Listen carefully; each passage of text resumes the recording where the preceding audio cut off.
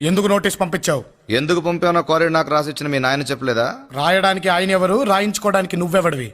అది నా తాత సొత్తు. తాత సొత్తు మనవడికి మాత్రమే దక్కుతుందని చెప్పలేదా మీ లాయరు?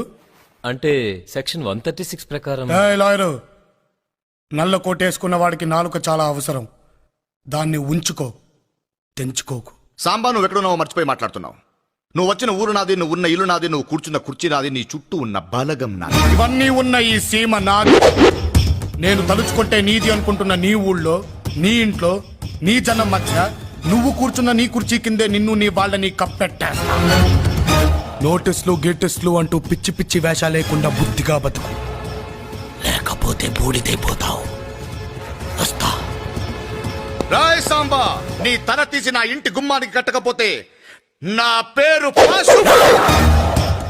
నా ముందు తొడగొడితే తొడ మెడ రెండూ నరికేస్తా.